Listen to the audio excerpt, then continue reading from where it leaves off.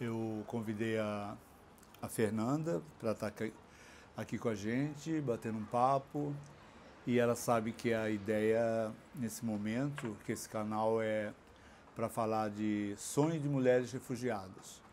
E como eu disse, não são aquelas mulheres refugiadas que deixaram outros países, deixaram suas famílias, carregam seus filhos nas costas, abandonando tudo por causa de guerra. As mulheres refugiadas que a gente hoje vai conversar é sobre as mulheres refugiadas que se trancam nos seus quartos, não querem mais mostrar o seu rosto, aquelas mulheres que carregam traumas, dores do passado, dores de mágoas, dores de infância que foram traumatizadas, aquelas mulheres que não conseguem olhar no espelho. E eu queria, Fernanda, que você deixasse uma palavra, contasse um pouco da sua história de criança, de alguma coisa que você acha que ficou marcado, dolorido para você, quando você lembra. E depois disso, hoje, você, mulher, mãe, casada, o importante é você dizer que o quanto você ressignificou, o quanto você buscou essa cura, essa transformação na sua vida. Eu sou filha de pais separados, então algo que me marcou muito foi a separação dos meus pais, né? Porque nenhum filho, eu acredito que ninguém quer seus pais separados, sua família destruída.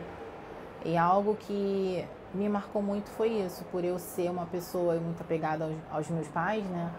Eu tinha muito apego ao meu pai, então, porque minha mãe trabalhava muito, passava o dia trabalhando e aí meu pai tinha um horário mais flexível com o trabalho dele e nesse momento que eu ficava muito com meu pai, né? E sofri muito com a separação, porque separação nunca é uma coisa legal, né? Sempre traz sofrimento para a criança, para a família, sempre uma coisa desgastante. E o meu pai não aceitou muito a separação, porque ele gostava da minha mãe ainda. E a minha mãe, creio que se lá atrás a minha mãe fosse uma mulher que tivesse a palavra de Deus pregada no seu coração, de repente ela teria acreditado que pedido ao Senhor, né, para transformar a vida do meu pai, para transformar o meu pai numa pessoa que não bebesse tanto, ou para que o Senhor viesse restaurar o casamento, né, e a família dela, porque Deus nunca quer uma separação, né? A não ser que seja uma separação, né, que mulheres estão sendo maltratadas fisicamente, verbalmente, humilhadas. Até está na palavra do Senhor, né? Ou um adultério, que não foi o caso do meu pai com a minha mãe. Meu pai não agredia minha mãe, não batia. Ele simplesmente era uma pessoa que tinha problema com a bebida, né? Mas a minha mãe casou com meu pai já sabendo disso. E até tem pessoas que falavam para minha mãe: você vai casar com ele assim mesmo? Olha, ele bebe. Mas ela gostava do meu pai, casou, né? Acho que até ela acreditou que ele mudaria, né? Mas a mudança não vem quando a gente não tem Deus, né? Você acha que a sua mãe foi uma mulher refugiada que teve uma infância difícil? A minha mãe teve uma infância muito difícil. A minha mãe teve uma infância difícil, ela precisou começar a trabalhar cedo. Ela era irmã de 6 irmãos, né? Era uma casa de 7 filhos com a minha avó. E meu avô faleceu cedo, então assim, quem ajudou a construir mesmo a casa, né, eles viveram uma escassez muito grande. E quem ajudou a construir, né, levantar a casa da minha avó, que era onde eles moravam, foi os filhos, né? Os filhos que trabalhavam para poder organizar isso. E daí, então, minha avó não era uma mãe carinhosa. Até mesmo não tenho lembranças da minha avó materna ser uma avó carinhosa, não. Ela era bem ríspida, sabe? Mas eu creio também que tudo vem, né, da criação da gente, né? Hoje nós temos entendimentos que precisamos tratar as nossas partes emocionais, né? Antigamente não existia isso, né? Antigamente não tinha uma rede social para você ler, Antigamente era bem difícil a vida, né? Era muito mais difícil. Hoje em dia a gente tem vários recursos, inclusive a rede social que nos mostra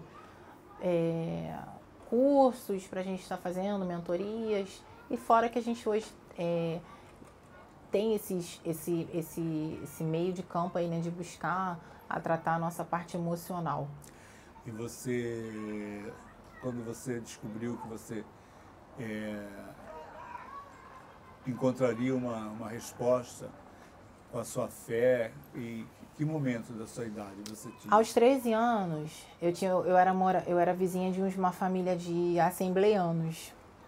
Eu sou muito grata, né, porque a minha família era família católica, minha avó muito católica, mãe do meu pai, né, e a da qual eu tenho muitas boas lembranças, quem me deu muito amor.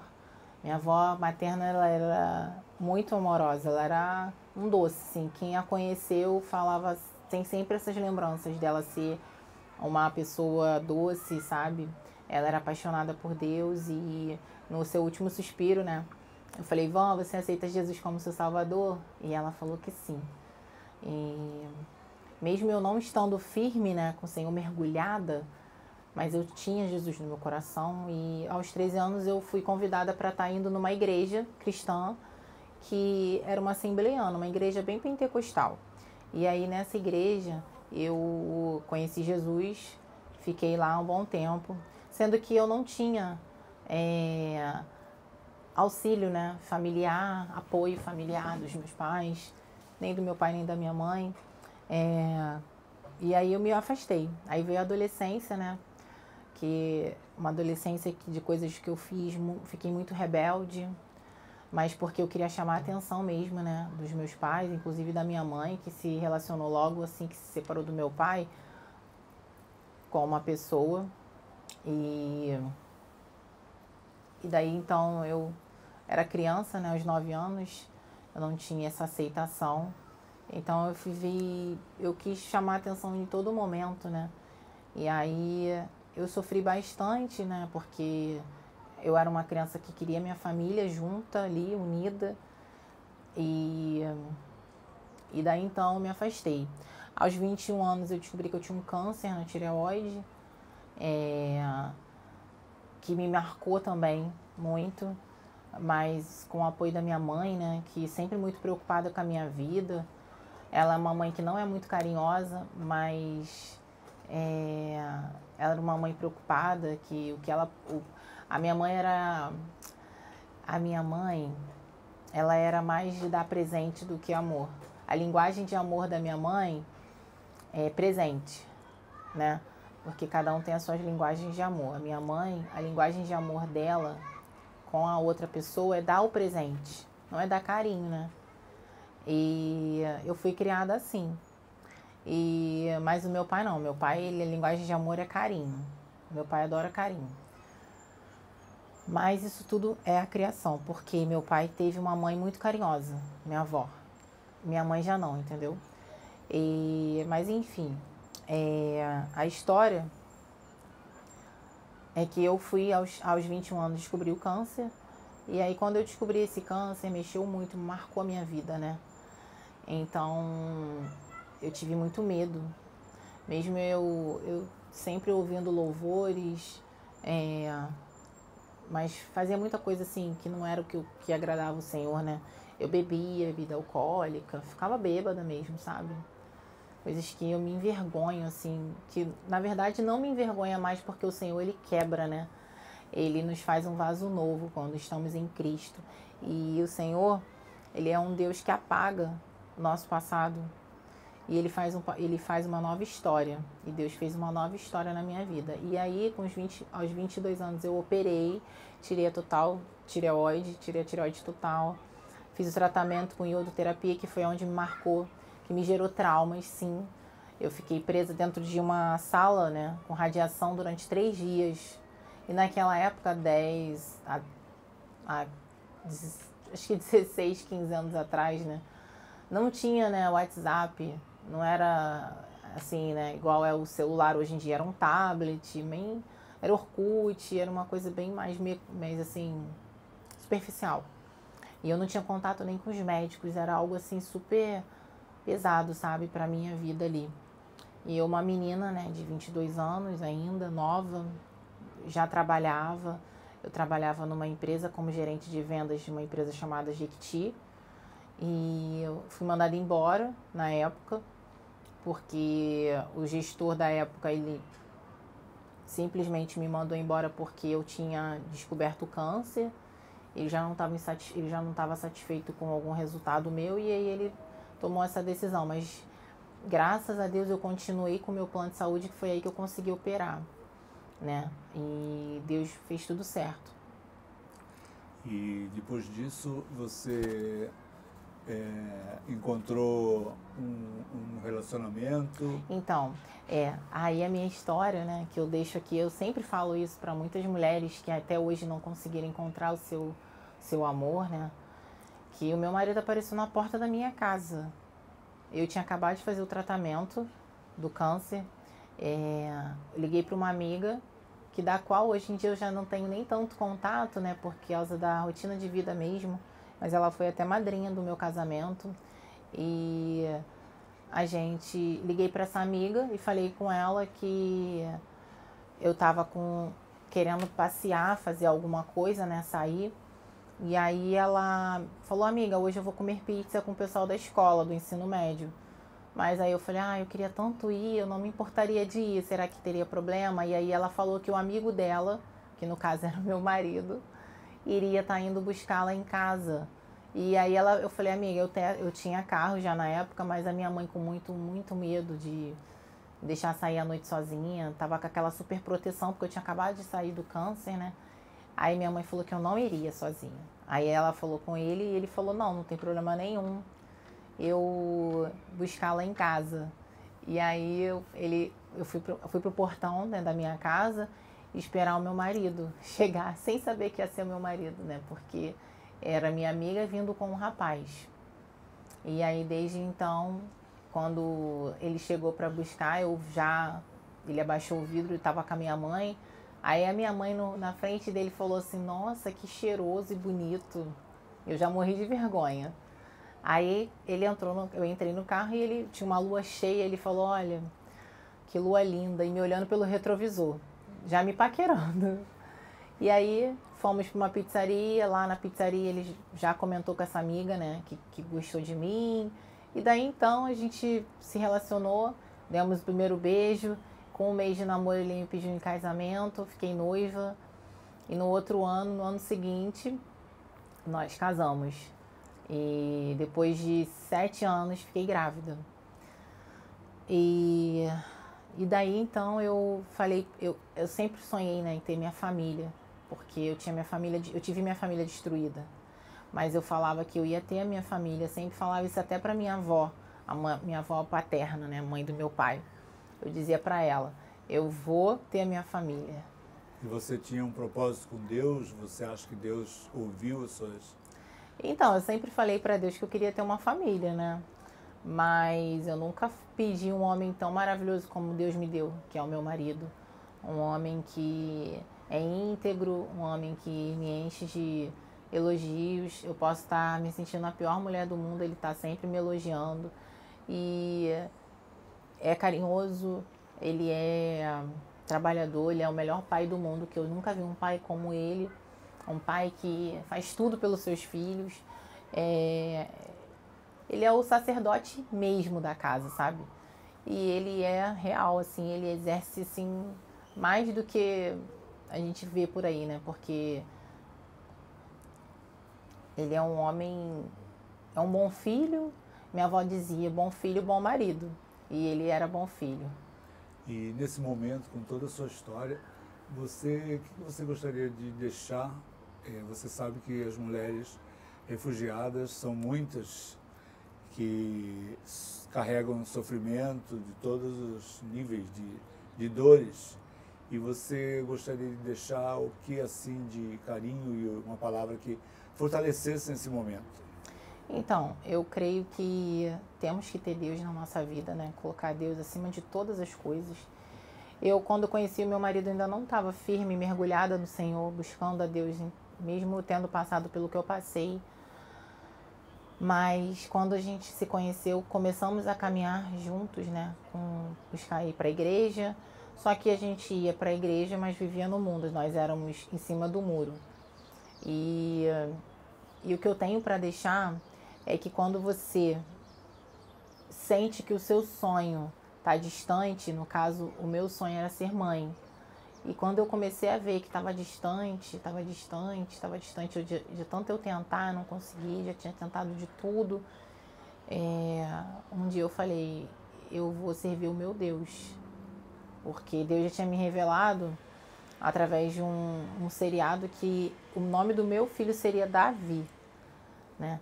Por mais que eu falasse que eu gostaria de ser mãe de menina, né? Porque toda mãe, né? A maioria, assim, brincou de boneca e acha que tem que ser mãe de menina, né? Pra voltar a brincar de boneca. E Deus já me revelado que eu seria mãe de um menino, Davi. E aí, quando Davi, quando não conseguia, né, ter aquele filho, falava, foi coisa da minha cabeça. E realmente não foi, né? Porque Deus fez tudo certo, eu consegui ter o meu filho Davi. E veio perfeito, com saúde, graças a Deus. E gerei o Davi, 10 meses depois engravidei do Samuel, naturalmente. E você consegue dizer para essas mulheres que estão te ouvindo, que tem certeza que você está trazendo grande importância para o coração de cada uma, queria que você falasse o que elas podem fazer, qual é o caminho, é a fé, é o amor, é acreditar numa nova transformação? É a fé, é Deus, é se amar, é confiar no Senhor mesmo, ver que Deus vai realizar a promessa, esperar no tempo de Deus, e você, depois que a promessa é realizada, você vê que realmente o tempo de Deus é o melhor tempo, porque se tivesse sido no meu tempo não seria tão bom, eu tenho certeza, não estava preparada. E Deus me preparou, Deus me moldou o meu marido, fomos moldados para sermos pais, né? Não somos pais perfeitos, o único pai perfeito é Deus, mas o que eu tenho para dizer é que se apeguem a Deus, porque a nossa história do nosso passado não pode refletir negativamente no nosso futuro, no nosso casamento. O casamento dos seus pais não pode refletir no casamento que você tem, na sua história. Se algo não foi bom para os seus pais lá atrás, teremos que fazer algo bom para lutar para o nosso ser muito melhor. E assim, hoje eu sou muito feliz porque eu tenho a minha família, eu tenho Deus na minha vida, eu sirvo a Deus, eu busco o Senhor na minha vida. Eu prometi para o Senhor que eu iria criar os meus filhos debaixo da sua palavra. E eu vou cumprir, e nada e ninguém tirará a minha família dos caminhos do Senhor. Eu achava que eu era feliz, né? Naquele momento que eu estava bebendo, sentada em mesas que só tinha bebida, drogas, pessoas promíscuas. E eu olho assim para trás e eu falo, meu Deus, aquilo não é felicidade, sabe? Usava roupas que hoje eu não consigo mais usar, porque o Espírito Santo, ele te incomoda. Tomava atitudes estressadas, a pessoa falava uma vírgula que eu não gostava e eu já vinha com 10 pedras na mão, era bastante brigona, sabe? E hoje não, hoje Deus me moldou. Eu até peço que Deus me molde mais, me transforme cada dia, que tenha muita coisa para o Senhor me melhorar mesmo na minha vida, me dê um coração cada vez mais generoso, um coração cada vez mais paciente, que eu seja cada vez mais, né, semelhante a Jesus.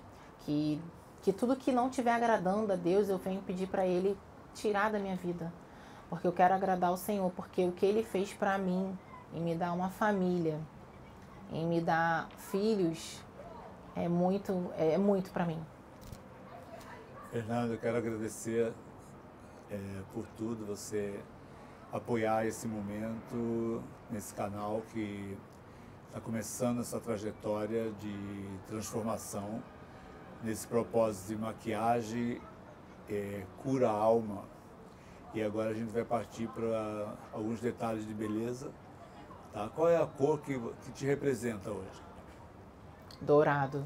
Então vamos trabalhar com dourado, tá bom? Fazer uma maquiagem bonita, um olho bacana.